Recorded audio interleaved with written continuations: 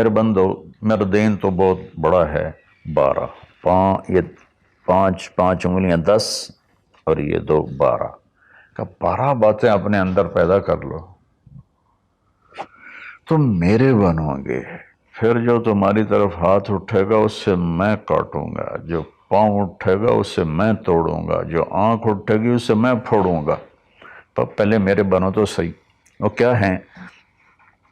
وعباد الرحمن الذین یمشون علی الارض ہونا، پہلی صفت کہ اللہ کہتا ہے میرے بندے کون ہیں؟ کہتا ہے جو زمین پر عاجزی اور تواضع اختیار کرے۔ اللہ اکبر۔ زمین جب کسی کو اقتدار مل جاتا ہے تو اکڑ کے چلتا ہے، پیسہ مل جاتا ہے اکڑ کے چلتا ہے، شہرت مل جاتی ہے اکڑ کے چلتا ہے۔ تو اللہ نے کہا پہلی نشانی کیا ہے؟ عاجزی اختیار کرو۔ تو کوئی وظیفہ نہیں بتایا، کوئی تسبیح نہیں بتائی، کہا عاجزی اختیار کرو۔ اپنی حیثیت کو یاد رکھو کہ اول نطفہ ہوں، آخر ایک مردار ہوں، کچھ عرصے کے بعد چند مٹھی مٹی ہوں، اور پھر اللہ مجھے کھڑا کرے گا تو اس دن دیکھا جس کی نیکیاں بڑھیں گی تو وہ عزت دار ہے، جس کی گھٹ گئیں وہ ذلیل و خوار ہے۔ تو پہلی صفت ہے کہ اللہ کے بندے وہ ہیں جو عاجزی اختیار کرتے ہیں۔ صرف یہ نہیں کہ زمین پر تواضع سے چلنا، نہیں، وہ پوری زندگی ان کی عاجزی کی ہوتی ہے۔ سورہ لقمان میں ہے کہ لا تمش فی الارض مرحا، بیٹا اکڑ کے کبھی نہ چلنا، انک لن تخرق الارض ولن تبلغ الجبال طولا، کہ تو نہ تو پہاڑوں سے اوپر قد لے جا سکتا ہے، نہ ایڑی مار کے زمین پھاڑ سکتا ہے۔ تو ایک میں مختصر بیان کرتا ہوں، تواضع۔ دوسری تواضع سے جڑی ہوئی بات ہے کہ تواضع کا پتہ کب چلے گا؟ وہ دوسری صفت ہے وَإِذَا خَاطَبَهُمُ الْجَاهِلُونَ قَالُوا سَلَامًا۔ سبحان اللہ۔ جب ان سے کوئی، یہاں جاہلون سے مراد ان پڑھ نہیں، جاہلون سے مراد ہے زیادتی کرنے والا۔ وَأَعُوذُ بِكَ مِنْ أَنْ أَجْهَلَ أَوْ يُجْهَلَ عَلَيَّ، یا اللہ میں پناہ چاہتا ہوں کوئی میرے اوپر زیادتی کرے یا میں کسی پر زیادتی کروں۔ یہاں جہالت سے مراد ہے زیادتی کرنے والا، بدتمیزی کرنے والا۔ تو وہ کیا کرتے ہیں؟ قالوا سلاما، وہ یہ نہیں کرتے کہ اس سے کتنے لوگ قطع تعلق مراد لیتے، باجی السلام علیکم تو ڈرا ہو رے سا ڈرا ہو رے۔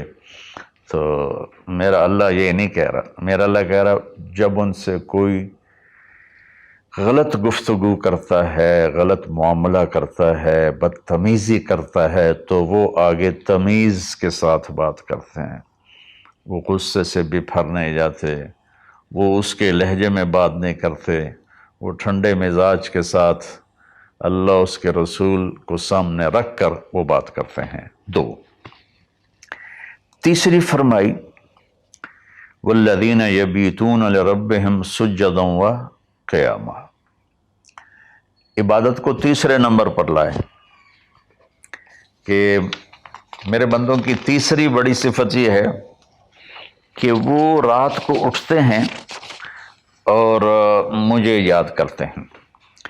اچھا، اب آج کل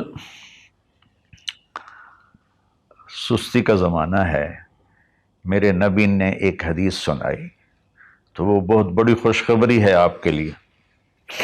جو عشاء کی نماز باجماعت پڑھ لے اور صبح کی نماز باجماعت پڑھ لے تو اس کی رات تہجد میں لکھی جائے گی۔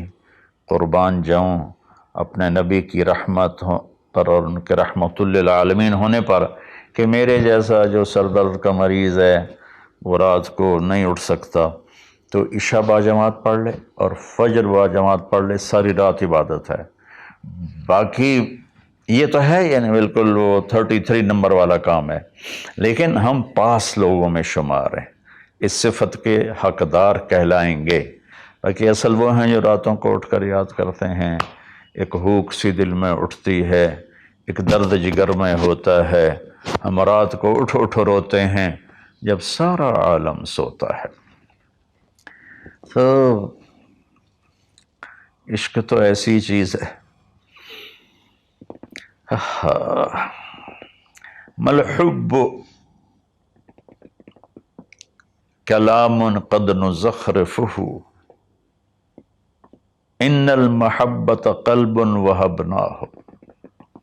محبت ایسے نہیں کہتے کہ محبوب کو چکنی چپڑی باتیں کہو، جی میں قربان جاؤں، میں صدقے جاؤں، میں واری جاؤں، آپ کے بغیر تو جی نہیں سکتا، باتوں سے نہیں کہ محبت ہے دل کو اس کے قدموں پہ نچھاور کر دو۔ بہت خوبصورت بات اللہ نے کی ہے۔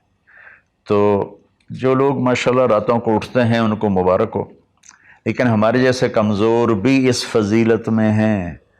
عشاء باجماعت پڑھ لو، فجر باجماعت پڑھ لو، اور پھر اللہ تعالیٰ پہ قربان جائیں کہ ان کی جو ہے نا دعا اللہ تعالیٰ بتاتا ہے، والذین یقولون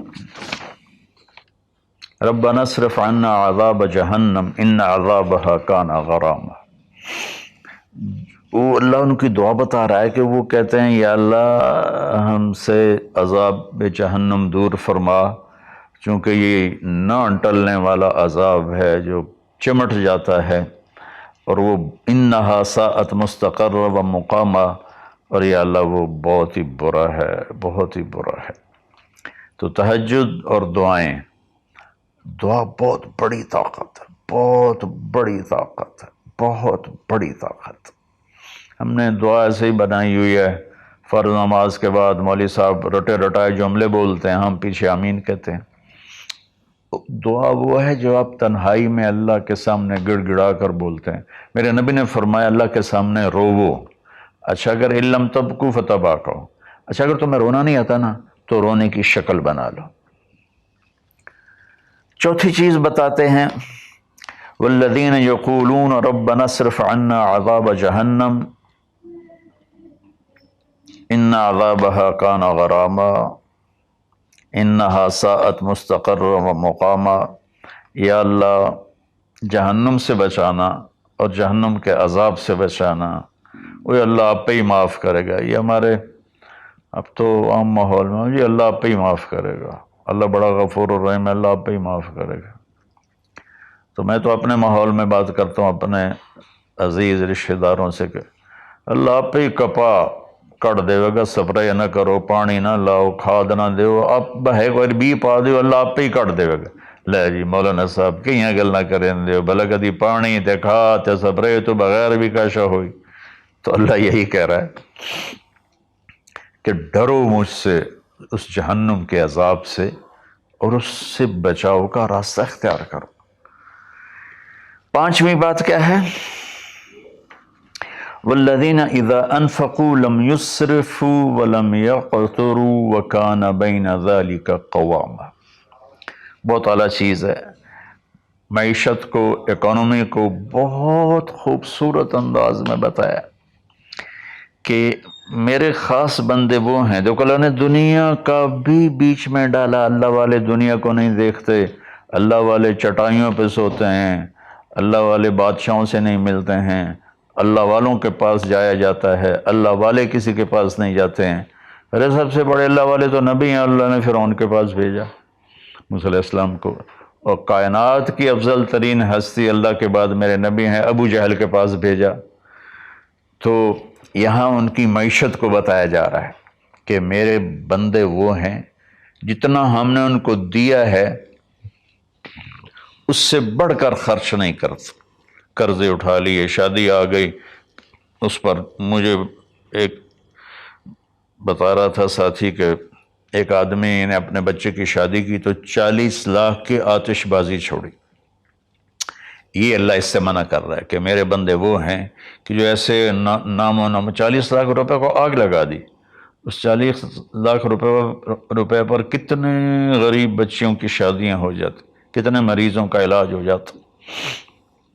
وَلَمْ يَقْتُرُوا، دوسری بات پہ ہے کہ جتنا دیا ہے اس سے اوپر نہیں جاتے کہ قرضوں میں چلے جائیں، اکانومی برباد ہو گئی۔ اور وَلَمْ يَقْتُرُوا، اور جتنا دیا ہے اس سے کم بھی خرچ نہیں کرتے، کنجوس نہیں ہوتے، بخیل نہیں ہوتے، لالچی نہیں ہوتے۔ یہ چیز بھی اکانومی کو ہٹ کرتی ہے کہ بس جوڑتے جاؤ اور اس کو آگے بڑھاؤ نہیں، اس کو آگے دو نہیں۔ تو اللہ تعالیٰ پہ قربان جاؤں، اس نے خاص طور پر ہمارے معاشرے میں اللہ والا وہ سمجھا جاتا ہے جس کو دنیا کی خبر ہی کوئی نہ ہو، اور اللہ والا وہ ہوتا ہے جو بس مسلح پہ بیٹھا رہتا ہے، اور اللہ تعالیٰ یہاں ان کی اکانومی کو بتا رہا ہے کہ وہ کام کرتے ہیں، کاروبار کرتے ہیں، وہ تجارت کرتے ہیں، وہ زراعت کرتے ہیں، وہ حکومت کرتے ہیں۔ ابو بکر سے بڑھ کے اللہ والا کون ہوگا؟ خلفائے اربعہ سے بڑھ کے اللہ والا کون ہوگا؟ تو وہ اپنے خرچ کو بیلنس کرتے ہیں۔ کل پرسوں ہی ایک ساتھی بات کر رہا تھا، اصحاب صفہ تو چٹائیوں پہ بھوکے لیٹے رہتے تھے۔ یہ شروع کی باتیں ہیں۔ عبد الرحمن بن عوف ٹاپ 10 صحابہ میں ہیں، ٹاپ 10 صحابہ میں۔ جب ان کا انتقال ہوا تو ان کی 4 بیویوں کو جو 1/8 ملا وہ 48,000 دینار تھے، تو آج کے لحاظ سے وہ 12 ارب روپے بنتا ہے۔ جس آدمی کا 1/8 12 ارب ہو تو پورا کتنا ہوگا؟ اور 10,000 بکریاں، 1,000 اونٹ، 1,000 گھوڑے، اور شام، عراق، مصر، حجاز میں زمینیں، جائیدادیں، باغات۔ یہ تو پھر اللہ والی کوئی نہیں، اور اللہ کا نبی کہہ رہا ہے یہ ابو بکر جنتی، عمر جنتی، عثمان جنتی، علی جنتی، طلحہ جنتی، زبیر جنتی، عبد الرحمن بن عوف جنتی، اور ابو عبیدہ بن جراح جنتی، سعد بن ابو وقاص جنتی، اور سعید بن زید جنتی۔ یہ سب بڑے، 4 تو ویسے ہی حکمران ہیں، خلفاء ہیں، اور حضرت زبیر کے 1,000 غلام تھے جو ان کی کھیتی باڑی اور تجارت کو سنبھالتے تھے، اور حضرت طلحہ کے امپورٹ ایکسپورٹ کے لیے بحری جہاز چلتے تھے۔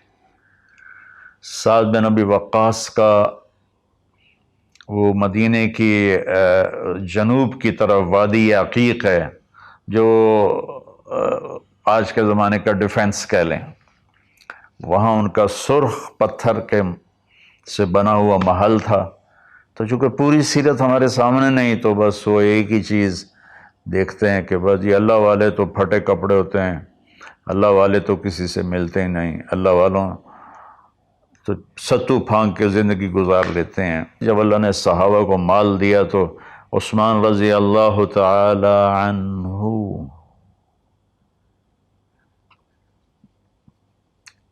کہنے لگے اپنی بیوی نائلہ کے لیے میں نے چادر خریدی ہے 300 دینار میں، 300 دینار میں، جو 7.5 کروڑ روپیہ بنتا ہے،